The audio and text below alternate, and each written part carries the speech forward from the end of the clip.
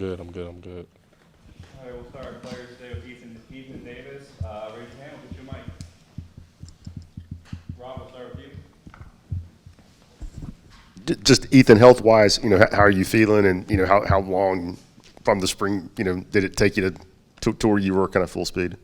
I feel really good, cleared, completely healthy, collarbones 100%, no restrictions, no more shoulder celly for the old surgery last year. So I'm pretty much 100% ready to go for the fall.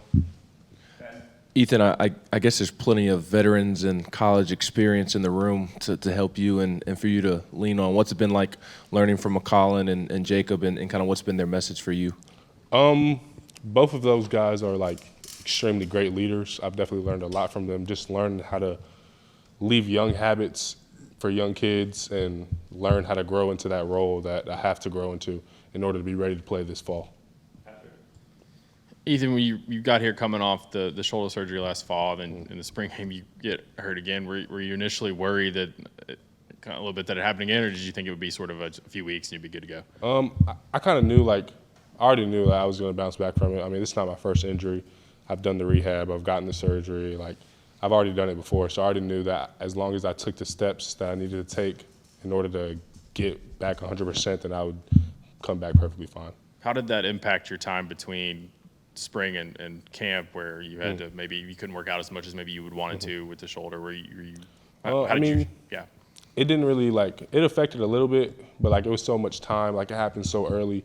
So I really still had my whole summer. By the time summer came around, I was already ready to go because we got that break after the spring game. So by the time summer came around, I was already ready to ease my way back into lifts and start running more. So it all kind of just, the timing was good. It was an unfortunate event, but everything played out perfectly.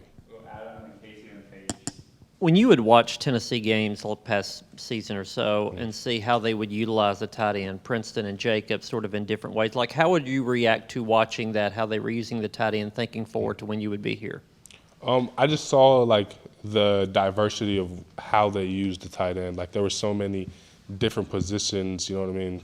Princeton, from throwing the ball to getting the sweep, you know what I mean, and then catching the ball. Then Jacob, you know what I mean, just being a great blocker, catching the ball, finding great space. Just already knew coming in that they were going to use me the way that they wanted to use me and the way I wanted to use me. So it was just a good, both sides understood what kind of player I was and how to use me. What is it about your ability at tight end that makes you feel you can fit into the position inside this offense specifically so well? I'd say definitely my route running ability, playing receiver in high school, and then just being able to have Coach Abe's teach me how to block, you know what I mean, how to really understand inside the box. So I just feel like I have the tools to be able to work out in space and learn from what I already know, and then having Abe's being able to teach me everything that I need to learn inside the box and how to block, good position, good technique, and things like that. How beneficial has it been for you to have a guy like Jacob Warren to learn after? Jacob, I've known Jacob since my junior year, when I committed. So just being able to know Jacob, you don't want to, you want to be Jacob Warren, you know what I mean? You want your son to be Jacob Warren. And so I really look up to Jacob as a big brother, and I'm really proud of him. He's a great role model. I really look up to him.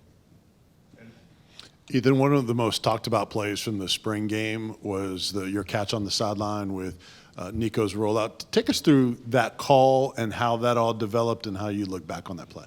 So we got the play, and then I ran the route. And so when I was running, I seen Nico start scrambling, and then Nico just pointed up. And I already knew, I trust Nico, trust everything he does, trust everything he knows. So once he pointed up, I just turned upfield because it was scramble drills. So I just turned upfield, threw it to me, had to make the play, made the play. Is that a normal thing you see from Nico? Yeah. Yeah. He's a high level quarterback. Extremely high level. Ethan, you talked earlier about your role. What role do you envision having this season as a freshman? Honestly, just however the coaches want to use me. You know what I mean? Wherever they put me on the field to make the play, I'm going to go make the play. As long as they trust me, then I trust them. And when you committed and signed, you were going to end up playing for Alex Golish. What's it been like now working with Coach Ablin and that transition and getting to know him on a better level, I guess? I mean, the transition was like really easy. You know what I mean? Just Abe's is a great guy, like great guy. But what makes me even better is he's a great coach, and he knows how to teach, and he knows his players and how they understand how to learn and things like that. He just knows, he knows how to learn his players and know how to coach. So that's what made it really easy. Rob, and we'll finish with Patrick. Ethan, you talked a little bit about Nico, but I'm sure you guys got to know each other during the recruiting process, being committed for so long. But how appealing was that to, when you see with the top quarterbacks in the class jump on board? What's it been like, working with him and you guys learning the offense together? I mean, Nico's my guy. Like, for real, like, I've known Nico a good amount. Like, we met during 7-on-7 out in California, and I'm from there. Like, we've always kept contact, kept communication.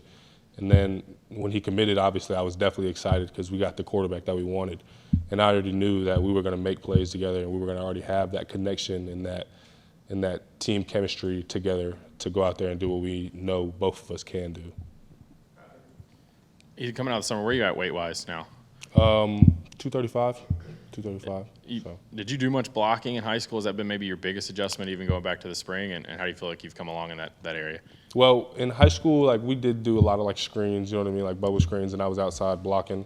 So, but it's definitely different, you know what I mean, in the box on the line blocking a 300-pound D lineman rather than a 175-pound linebacker, you know what I mean. But it just comes with me gaining weight, you know what I mean, and me getting stronger and knowing the techniques. And so it's been a really good adjustment, you know what I mean, just being able to bang up, you know what I mean, in the box, you know what I mean, and see how it is inside of there. Thank you. Good. All right. Y'all have a good day.